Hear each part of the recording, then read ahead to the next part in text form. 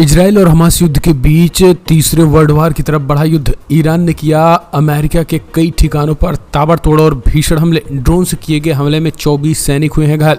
Israel Hamas जंग के बीच अब माहौल खराब हो रहा है।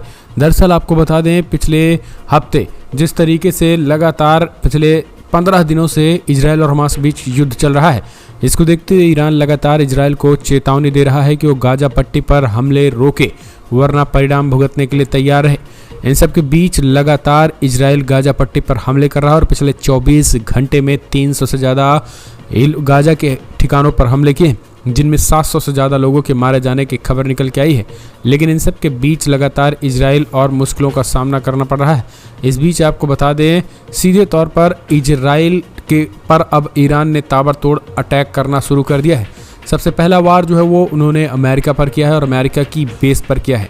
अमेरिकी सैन्य अड्डों पर ताबड़तोड़ एक के बाद एक कई ड्रोन अटैक किया है ईरान ने सीधे तौर पर, और 24 से ज़्यादा सैनिकों को मार दिया गया है।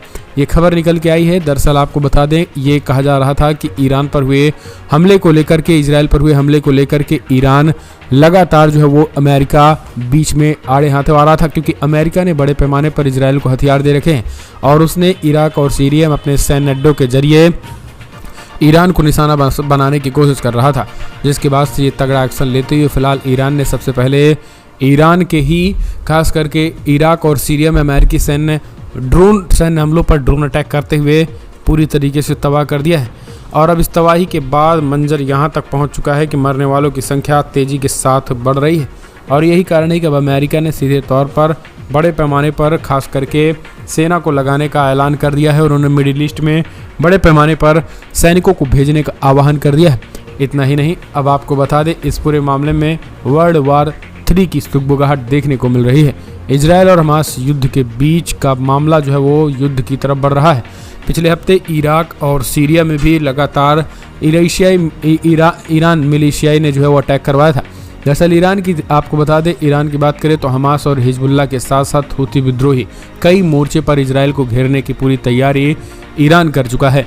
और अब हूती विद्रोहियों से लेकर हिजबुल्लाह और हमास से लेकर के तमाम लोग इजराइल से भिड़ रहे हैं। तो अब अमेरिका का मोड़ा थामने ईरान उतर चुका है। तो इस अटैक को लेकर आप क्या कहेंगे? अब जिसके बाद से अमेरिका ने मिडिल ईस्ट में अपने सैनिकों की तैनाती बढ़ानी शुरू कर दी है, तो ओवरऑल इस खेल को आप कैसे देखते हैं? अपना सुझाव दें। इस वीडियो में इतना ही। पल पल के अपडेट के लिए चैनल को सब्सक्राइब करना ना भूलें।